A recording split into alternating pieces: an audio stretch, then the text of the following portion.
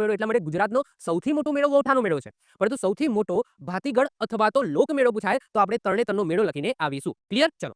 કઈ જગ્યાએ ભરાય છે ભાઈ તરણેતરનો મેળો? તો સુરેન્દ્રનગર જિલ્લાના થાનગઢ પાસે ત્રિનેત્રેશ્વર મહાદેવનું મંદિર આવેલું છે અને આ ત્રિનેત્રેશ્વર મહાદેવના મંદિર પાસે આ તરણેતરનો મેળો ભરાય છે. સમયની વાત કરીએ તો ભાદરવા સુદ ચોથથી લઈને ભાદરવા સુદ છઠ સુધી આ મેળાનું આયોજન કરવામાં આવે છે. આ મેળો ગુજરાતનો સૌથી પ્રખ્યાત અને સૌથી મોટો ભાતીગળ મેળો છે. હવે વાત થાય કે આ જે મંદિર છે આ મંદિરનું નામ ત્રિનેત્રેશ્વર મહાદેવ મંદિર કેમ પડ્યું? તો જ્યારે અહીંયા એક સ્ટોરી છે જે એ લખેલી છે.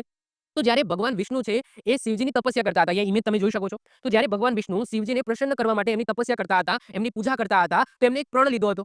એ પ્રણ શું લીધો હતો કે જે શિવલિંગ છે આ શિવલિંગ ઉપર 1000 કમળ ચડાવવાનો પ્રણ લીધો હતો. સોરી 1001 કમળ ચડાવવાનો પ્રણ લીધો હતો.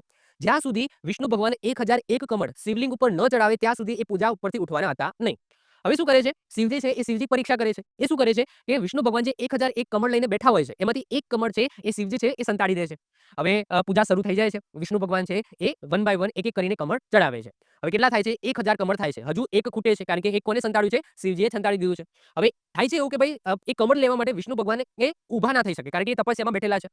તો એ સમયે વિષ્ણુ ભગવાન શું કરે છે? પોતાની આંખ છે એ 1001 નંબરના કમળના રૂપમાં શિવજીને આ રીતના સમર્પિત કરે છે. તમે જોઈ શકો છો. ત્યાં શિવજી પ્રસન્ન થઈ જાય છે અને ત્યારથી આ જે શિવલિંગ છે એનું નામ ત્રિનેત્રેશ્વર મહાદેવ પડી જાય છે, જે આજે તમે મંદિર સ્વરૂપે તમે સુરેન્દ્રનગર જિલ્લાની અંદર જોઈ શકો છો. જે મેં વાર્તા કીધી એ વાર્તા અહીંયા મેં લખેલી છે. આગળ વાત કરીએ ત્રિનેત્રેશ્વર મહાદેવ મંદિરની ફરતે તમને કુંડ જોવા મળશે. દેખાય છે? આ રહ્યો કુંડ. તો તમે કુંડ જોઈ શકો છો. ત્યાં ગંગાજીને લાવવા માટે 5 ઋષિઓ ભેગા થઈને પૂજા કરી હતી. તેથી માણસો પિતૃઓના અસ્થિ વિસર્જન તેમજ ધાર્મિક કાર્યો કરવા ઋષિ પાંચમના દિવસે અહીં આવે છે, પાણીમાં ડૂબકી મારે છે અને ગંગામાં જ્યારે આમ ડૂબકી મારી હોય એવો અનુભવ લે છે. કારણ કે એવું કહેવાય છે કે આ જે કુંડ છે એની અંદર સાક્ષાત ગંગાજીનો વાસ છે.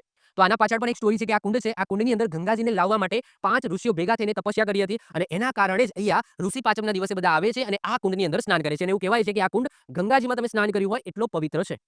આગળ વાત કરીએ આ પ્રદેશનું પૌરાણિક મહત્વ પણ છે. અહીંયા વાત થાય છે દ્વાપર યુગની, એટલે કે જ્યારે પાંડવો અને કૌરવોનો સમય હતો ત્યારની વાત થાય છે. તો બધાય મહાભારત તો જોઈ જશે, જેની અંદર તમને ખબર જ છે કે દ્રૌપદીનો સ્વયંવર રચાયો હતો. દ્રૌપદીનો સ્વયંવર રચાયો હોય છે. તો એ સમયે સાધુઓના વેશમાં પાંડવો ત્યાં આવે છે. હવે સાહેબ સાધુઓના વેશમાં કેમ આવે છે? કારણ કે તમને બધાને ખબર છે લાક્ષાગ્રહ. એ લાક્ષાગ્રહ સળગાવવામાં આવે છે કૌરવો દ્વારા. તો એના પછી પાંડવો છે મનોમન વિચારે છે. આ વનવાસના સમયની વાત નથી. ઓકે, વનવાસ તો પછી મળે છે. જ્યારે પેલું જે ચોસરની રમત છે, જે કહેવાય છે કે જે પેલું આપણે કહીએ છીએ ને લુડો, ઓકે, લુડોની જે ગેમ છે એના પછી એમને વનવાસ મળે છે. પરંતુ આ તો દ્રૌપદીના સ્વયંવરની વાત થાય છે. તો એ સમયે લાક્ષાગ્રહ સળગાવવામાં આવે છે. તો પછી અંદરથી પાંડવો છે મનોમન નક્કી કરે છે આપણે ફરીથી પાછું હસ્તિનાપુર જવું નથી, એવું અંદરથી મનોમન વિચારે છે અને પોતે સાધુના વેશ ધારણ કરીને ફરતા હોય છે. દ્રૌપદીનો સ્વયંવર છે એ રચાય છે અને એમની અંદર એક એવી શરત મૂકવામાં આવે છે કે ઉપર એક માછલી હોય છે અને નીચે પાણી હોય છે. તો પાણીની અંદર જોઈને એ માછલીની આંખ છે એ વિંધવાની હોય છે. તો આ શરત મૂકવામાં આવે છે. તો એવું કહેવામાં આવે છે કે ભાઈ આ જે મંદિર છે આ મંદિરની જગ્યાએ જ એ દ્રૌપદીનો સ્વયંવર છે એનું આયોજન થયું હતું. તો એવી પણ માન્યતા છે.